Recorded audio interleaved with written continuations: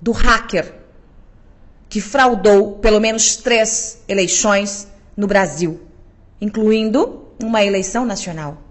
Eu vou repetir. Eu cheguei ao hacker ao 01. Aliás, ele já foi considerado o hacker número 1 do mundo. Ao hacker que fraudou, segundo ele mesmo, o processo eleitoral no Brasil. E ele dá nomes e sobrenomes num relato que você vai ouvir daqui a pouco. De quem estaria por trás de tudo isso? De quem bancou a conta? Claro que com o nosso dinheiro. Eu vou te dar alguns dados antes de colocar essa gravação no ar, que você vai ouvir. E você vai entender como é que funciona o processo. Antes de mais nada, eu já aviso aos desavisados que tais informações não estão só em minhas mãos. Claro, eu não sou idiota e nem vou me transformar em arquivo vivo. Tais informações, assim como aquelas que eu já havia passado para vocês, das negociatas dos 600 milhões, estão em mãos de outras pessoas mais capazes, mais protegidas do que eu no processo de investigação.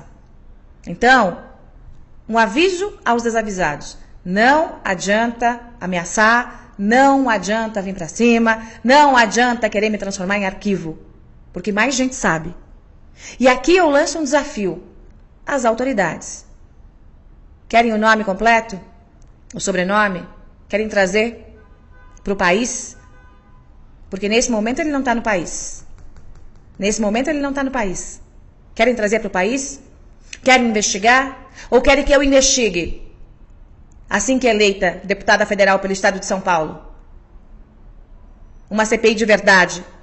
Para botar gente de verdade na cadeia. Gente grande, peixe grande de verdade.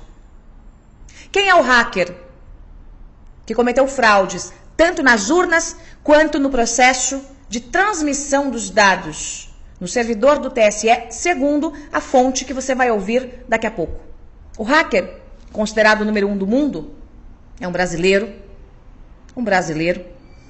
que fez uma grande fortuna cometendo crimes contra o sistema financeiro, invadindo bancos e depois acabou migrando para esse negócio que é tão ou mais vantajoso que a invasão de milhões de contas bancárias, que foi o que ele já fez.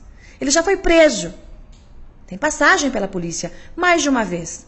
A prisão que levou esse hacker para a cadeia foi porque ele causou um desfalque milionário. Coloca milhão em cima de milhão.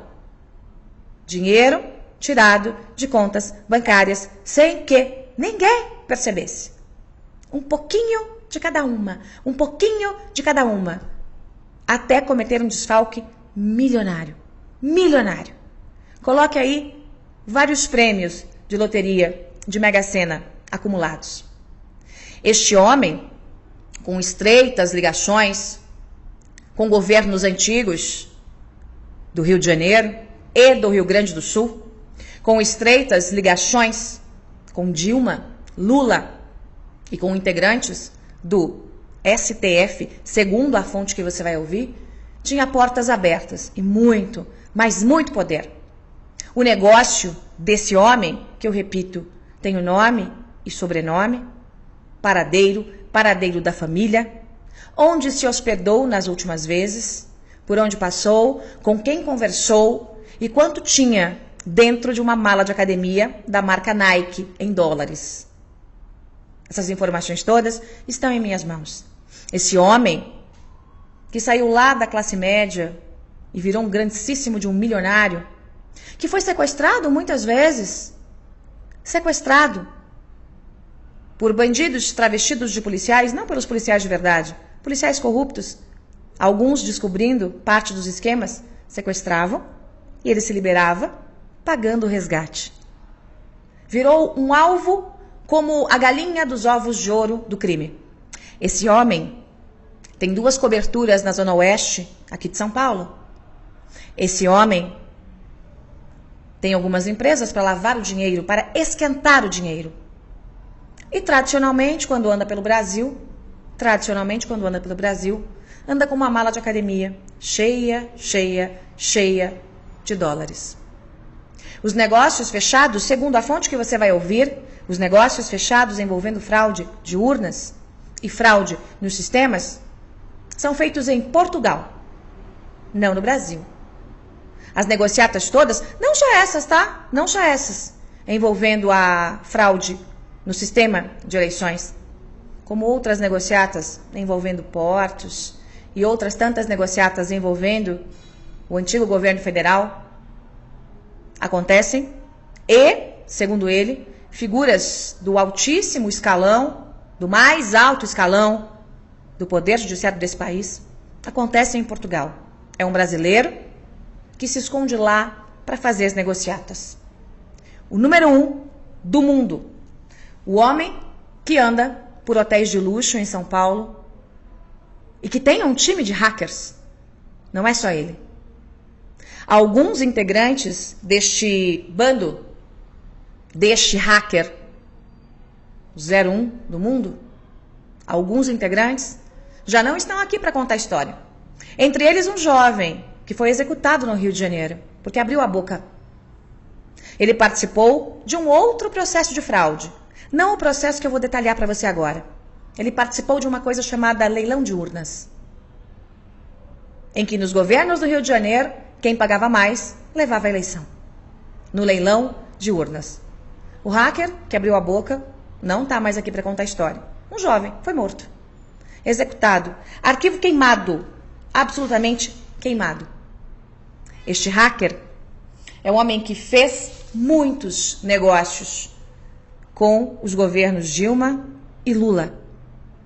E que, no ano passado, encontrou com esta fonte que você vai ouvir aqui, também um hacker. Também um homem que entende de tecnologia. Também um homem que já fez negócios com o hacker número 1 do mundo, o fraudador de eleições. E nesse encontro, ele detalhou como eram as conversas com o alto escalão do poder político, com um ministro do Supremo, que também passou pelo TSE. Essas conversas fora do Brasil, repito, como eram essas conversas, como eram as negociações. E disse que estava bastante tenso, porque estava cansado de fazer tais fraudes. Mas que a encomenda já estava feita, agora para 2018. Você vai ouvir alguns detalhes da conversa. O nome da fonte, obviamente, será protegido. Por quê? Porque ele, a partir do nome, a partir do momento em que é revelado o nome, vira alvo. Vira alvo. Então, sob o juramento de resguardar o sigilo de fonte, eu vou colocar para você aqui a conversa com este hacker que me entregou quem é o hacker fraudador do sistema. E como o sistema poderia ou poderá, a depender da nossa vigilância, ser fraudado. Através de uma coisa chamada alteração de rotina. Para você que não é do meio de TI, como eu não sou, e pedi para que me explicasse o que é alteração de rotina. É uma espécie de um programinha colocado no servidor do TSE, que pode fazer qualquer coisa, absolutamente qualquer coisa, desde que a porta seja aberta de dentro para fora, desde que alguém dentro da corte abra essa porta. O nome do hacker número 1 do mundo também será mantido aqui sob sigilo. Para as autoridades está disponível. Por quê? Porque também, a partir do momento em que o nome está exposto, ele torna-se um alvo. Eu vou colocar para você um trecho de uma longa conversa que eu tive em relação a esse assunto. Preste atenção nos detalhes que ele conta em relação ao processo, como a fraude pode ser feita, qual é a vulnerabilidade, o que o hacker que garante que fez a fraude fez, com quem ele conversou, qual seria o esquema para essa eleição. Preste bem atenção.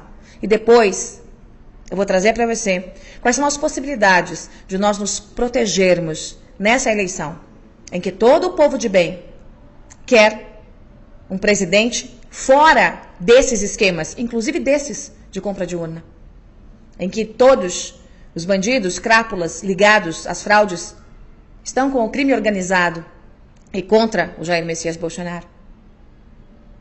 Preste atenção no que diz o hacker que entregou o número 1 do mundo, segundo minha fonte, o fraudador do sistema eleitoral. Em 2017, tive uma reunião com essa pessoa para tratar de um assunto comercial, de uma venda de um empreendimento, procurando investidores, que ele fazia uma fraude bancária, que tinha sido preso em outro tempo, 2005, e depois conheceu, com o passar do tempo, ele conheceu um pessoal do PT, conheceu o pessoal do Lula, da Dilma, uma pessoa do STF, lá que é o ministro. Isso são palavras dele, né? Isso que ele passou para mim. E nessa conversa, a gente marcou uma outra reunião para tratar desse negócio e ficou muito superficial, né? Assim, naquele primeiro, me despertou a curiosidade. Na segunda vez eu conversei com ele e aí que ele pegou e explicou como que funcionava. Que a fraude não era só nas urnas, né? Tinha aquela coisa do leilão, que era feito das urnas, que era na urna, isso era uma coisa que ficou no passado, que eles já faziam direto dentro do TSE, né? Dentro dos servidores onde que recebiam, onde eram descarregadas as informações das urnas. E era lá que eles faziam as manipulações dos dados. Através de um software, de um programa. Isso, através de uma rotina dentro do servidor. Então é isso, e que ele tinha um contato, né, frequente com esse senhor aí. E esses contatos eram feitos onde? Em Portugal, na Europa. Assim, onde que eles tratavam não só dos negócios, esse tipo de negócio, de outros negócios. Ele se tornou uma pessoa muito poderosa. Inclusive nessa reunião, né, ele estava com uma mala de dinheiro, fazendo o câmbio, não sei o que ele fazia, mas ele tinha muito dinheiro ali. Dólar? Tinha uns 500 mil dólares, mais ou menos. Andando com a mala. Isso, dentro do Brasil, dentro de um hotel. Isso, tranquilamente. Fazendo a troca de dinheiro. Fazendo mudança de posição. O que é mudança de posição? Mudança de posição é quando a pessoa tem real e ela quer mandar dólar para fora, né? Ou o contrário, né? Tem dólar que quer inverter, né? Então, assim, o pessoal tem conta fora, China. Esse é um mercado que é comum aí entre doleiros, né? Então ele estava agindo como um doleiro, talvez naquele momento, e era uma coisa que ele fazia naturalmente. Você também é hacker. É possível fazer o que ele disse? Tecnicamente, você conhece o sistema, é possível colocar um programa, um software dentro desse servidor do TSE e fazer a mudança de dados? Se você tiver acesso, alguém lá dentro, quem possa, né? Se não tiver uma auditoria, não tiver alguém que acompanhe, que seja de confiança, você não vai conseguir ler o que está numa rotina. Você não consegue. Então, é possível, sim. E essa rotina, esse programa pode fazer qualquer coisa. Quer dizer, tirar voto de A e colocar em B, tirar de C e colocar em D, dividir, a cada 10 votos por o candidato João das Couves, 5 vai para o outro candidato. Pode. É difícil fazer isso? Olha, se você tiver o acesso, não é difícil não, é muito simples, é fácil. Então depende de alguém dentro do TSE. Alguém lá de dentro tem que saber. Tem que saber, alguém tem que permitir. Tem que abrir a porta. Isso, sempre é assim, senão não funciona. E esse cidadão que hoje está em Portugal, ele havia comentado das fraudes anteriores? Eles fizeram, acho que umas 2 ou 3 eleições que ele participou diretamente. Depois da prisão, né? Ele foi preso um tempo, né? Mas não por fraude eleitoral, por outros crime, crimes, né? Que seriam desvio de contas bancárias. Isso. Fraudes em bancos federais. E ele deu alguma pista de que estava conversando para essa eleição da última vez que você falou com ele, para essa eleição agora de 2018? A pista que ele deu seria que ele ia conversar com o ministro, né? Sendo que anteriormente essa pessoa tinha muito acesso, dava muito poder para ele. Né? Ele tinha muito acesso ao governo do Rio Grande do Sul. Inclusive, eu nem sei qual partido, né? Hoje não tive a curiosidade de saber qual partido. Mas ele tem um poder muito grande dentro do Rio Grande do Sul. Não só no governo, como nas prefeituras.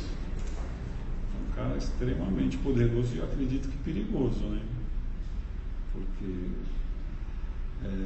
não é uma coisa assim para qualquer um, né? Além dessas informações, até se vazar uma informação dessa, a vida dessa pessoa começa a estar em risco, de quem estiver próximo, né? Eles são muito organizados, são organizados demais. Agora, ele mora em Portugal, mas tem negócios no Brasil. Ele mora no Brasil, mas sempre está em Portugal. Os negócios, a maioria dos negócios, transações, isso são tudo que eu estou te passando são informações que ele passou, que ele conversou.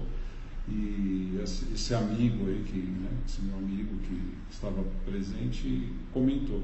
Mas eles são muito fechados, né? São muito... Eu acho que se expor essa pessoa, pode ser que a vida dele, da família dele, entre em risco aí. O pessoal pode...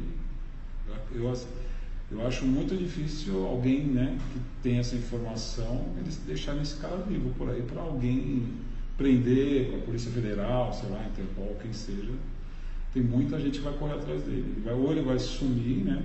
Ele vai desaparecer, isso vai ser mas o cara tem família, mas eu acho que é muito perigoso. Para ele, né? Para ele e para quem divulgar também, isso aí é uma coisa que... assim, é muito fechado. Assim, tem que ser alguém muito poderoso para fazer isso, tem que ter muito poder. Não dá para ser qualquer um. As urnas, tudo bem, que os caras conseguem ali, que nem fizeram no Rio de Janeiro, até mataram um menino lá, um hacker, né, que trabalhou nesses leilões de urna aí. Mas lá no servidor mesmo, onde vão ser recepcionados, aí já tem que ser alguém que tem muito poder. Tem muito. E esse hacker, ele é extremamente qualificado, pelo que você me diz, né? Ele é um cara ele foi, acho que, o hacker número 1 aí, durante um tempo aí, no mundo dos hackers, né? Ele foi, inclusive, segundo ele, depois de muito tempo, ele foi sequestrado umas 5 vezes aí por policiais corruptos, né?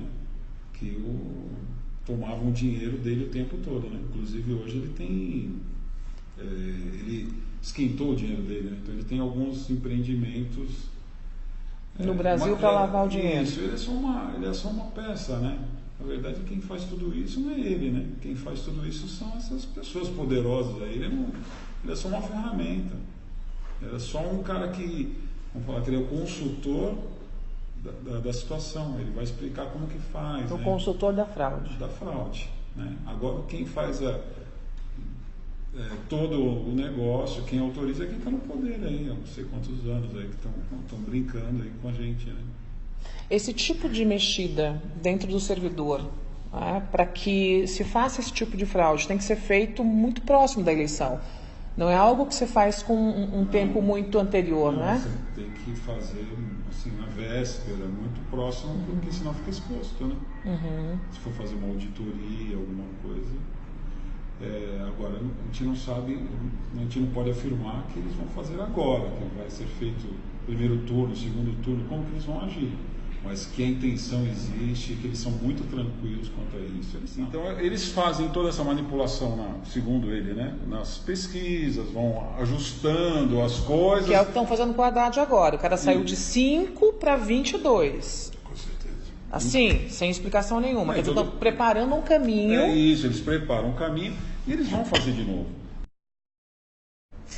Bom, vamos lá, gente. Vamos lá colocar aqui alguns pontos em seus devidos lugares, tá? Algumas pessoas me dizem o seguinte aqui pelo chat, pelo YouTube. Não há como fazer a manipulação porque as urnas não têm internet. Não, minha gente. Prestem bem atenção.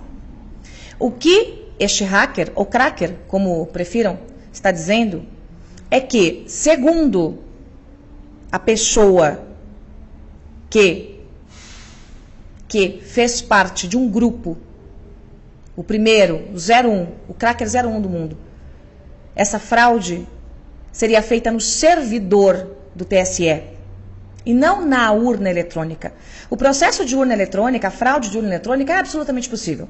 Só que aí os softwares já teriam que sair, as urnas já sairiam com o software mexido e, portanto, não teria mais o que fazer. O que eu estou alertando para vocês é que, segundo este cracker ou hacker, o processo agora, depois que houve a descoberta do caso do leilão das urnas no Rio de Janeiro, o processo passou a ser feito, segundo ele, direto no servidor do TSE. Momentos antes do corte da internet no próprio sistema. Uma rotina diferente implantada naquele sistema, que faz qualquer coisa. Faz qualquer coisa, desde que haja uma programação. Transfere votos. A cada 10 votos para A, B ou C, passa 3 ou 4 para A, B ou C. E isso, segundo este hacker que eu ouvi, é algo absolutamente simples. Simples de ser feito. O que é que precisa? Que alguém do TSE abra a porta. Lembre-se, minha gente, vamos juntar Lé com Cré aqui, da força hercúlea que foi feita para que não tivéssemos o voto impresso nessas eleições. Lembre-se que há dezenas, quiçá centenas de pessoas entendidas que dizem sim, é possível fraudar. E lembre-se que nós estamos à beira da eleição mais importante da história do país. Então, se há risco de fraude, por menor que ela seja, se há um ano esse cracker disse que estava conversando para fraudar as eleições e que estava chateado porque era muito trabalho para pouco dinheiro, era muito trabalho para poucos milhões. Se há qualquer risco, todos nós temos que ficar em alerta máximo. Por quê? Por quê? Porque todos nós sabemos que esse sistema todo, os partidões que integram esse sistema sujo, todos eles só têm um desejo: que Jair Messias Bolsonaro não vença a eleição. No segundo turno, quem dirá no primeiro? Então, se há a possibilidade de fraude, e segundo este hacker, que conhece, ouviu, fez negócios com o tal cracker, se há essa possibilidade, todos nós temos que ficar absolutamente alertas. Eu, Joyce Hasselmann, sou partidária de que o Exército acompanhe esse processo. Que a rotina seja impressa, entregue nas mãos de profissionais de TI do Exército. Que haja uma verificação para saber se não há um vírus escondido no sistema horas antes da apuração começar. Um vírus que pode mudar o resultado da eleição. Ou uma rotina que não seja a rotina de cada voto indo para o seu candidato, mas uma rotina para a distorção de resultados. E aí sim, o corte absoluto da internet. E a manutenção do Exército dentro do TSE até a finalização da apuração. Este é um desejo meu.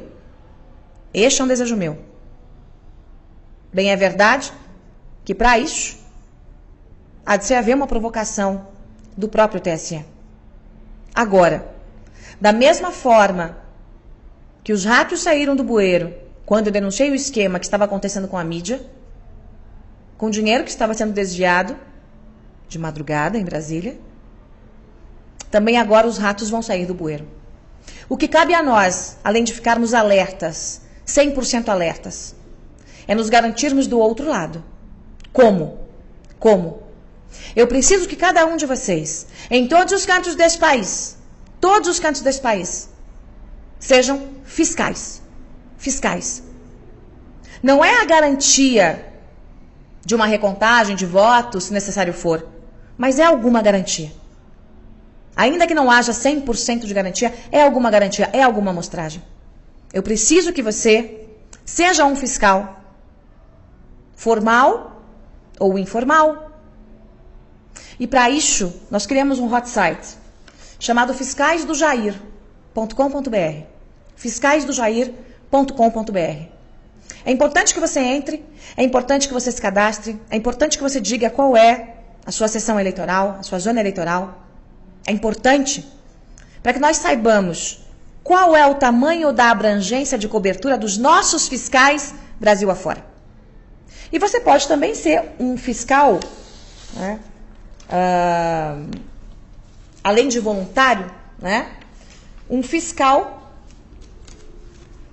oficial. E você também vai ver nesse site como fazer para ser um fiscal oficial. Qual é a função do fiscal? Nós precisamos que todos vocês usem o seu telefone celular. Cheguem às 4h30 da tarde lá na sua sessão de votação. E logo que houver a finalização da votação, que você entre com o seu celular e fotografe o QR Code. Entre com o seu celular no QR Code, aquele códigozinho que vai aparecer, para que faça a leitura daquele boletim de urna. Se você for um fiscal nosso, não voluntário, mas aí um fiscal oficial, você pode inclusive, gente do partido, ter uma cópia do papel, do que foi impresso na urna. Porque nós teremos que comparar o QR Code com o que foi impresso na urna, com os dados que serão publicados 72 horas depois, dos BUs, que são os boletins de urna, com o resultado do que vai sair do TSE. Para sabermos se houve ou não qualquer tipo de rotina alterada dentro do servidor do Tribunal Superior Eleitoral. Não venham me dizer, vocês, esquerdistas, que há uma teoria da conspiração. Porque essa história, essa dúvida, é antiga. Quanta gente já investigou? Lembra-se, na eleição passada? Quantos já disseram, sim, é possível fraudar? Quantos crackers já mostraram que conseguem fraudar? Mas ninguém conseguia chegar àquele grupo que mexeu, segundo a informação do próprio grupo, que mexeu dentro do sistema no TSE. A informação é grave, é importante, e eu não vou ficar de braços cruzados. Eu lembro, outras pessoas sabem disso, inclusive uma pessoa dentro de uma grande redação em São Paulo. Porque as informações foram entregues a ela, também como garantia. As informações são importantes e nós não vamos permitir, eu não vou permitir, e pessoas de bem não vão permitir qualquer tipo de fraude ou manipulação nessa eleição. Eu sei que é o desejo de vocês.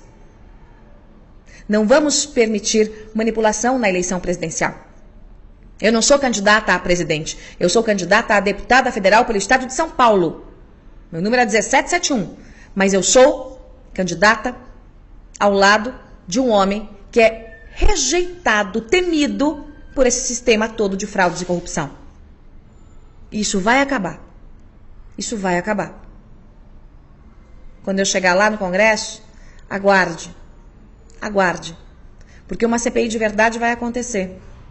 E eu tô vendo que tem gente que tem a mais alta caneta dentro da mais alta corte do Poder Judiciário desse país, que pode sair algemado. Pode sair algemado de dentro da corte maior do nosso país. A informação é gravíssima. Portanto, todos nós temos que ficar em alerta máximo a partir de agora. Em alerta máximo. Em alerta máximo. Para impedir qualquer fraude na eleição. Lembro, se houve qualquer tipo de fraude na urna, já era. Já era. Porque as urnas foram entregues nas zonas de votação há muito tempo. Eu estou falando agora de uma fraude, de uma manipulação no servidor do TSE. É isso, minha gente. Espalhe, espalhe, espalhe, espalhe, curta para que esse vídeo chegue ao maior número de pessoas. E todos nós, temos que ficar agora em alerta para que os ratos não tenham coragem de seguir em frente com qualquer tentativa de fraude nas eleições de 2018. Esse Brasil vai mudar, querendo vocês ou não. E esse vocês ou não, eu me refiro a esses canalhas que dominaram o nosso país por tanto tempo. E que tem muito dinheiro, não para comprar uma eleição, para comprar um país. São muitos e muitos milhões. Aliás, esse cracker detalhou para mim como é que o dinheiro entra de volta no Brasil. Como é que essa gente está trazendo o dinheiro de volta, dinheiro roubado do povo, roubado da Petrobras, roubado de estatais, dinheiro de negociatas. Como é que o dinheiro está entrando? Qual é o caminho que o dinheiro faz? As informações, repito, estão à disposição das autoridades. É isso, minha gente. Ótima noite a todos. Vou ficando por aqui. Amanhã, que é o último dia de campanha, eu tenho uma longa agenda, mas um jornal especial para vocês de eleição, onde eu vou falar para você que está indeciso quais são os nomes dos candidatos que eu referendo Brasil afora. Quais são os nomes dos candidatos que eu referendo Brasil afora. E também você vai acompanhar como foi emocionante essa campanha eleitoral ao lado do Jair Messias Bolsonaro. Estamos na reta final, minha gente. Falta muito pouco. Falta você conseguir mais um voto para o Jair, mais um voto para mim, para a gente mudar esse Brasil. Obrigada pela companhia de todos. Boa noite.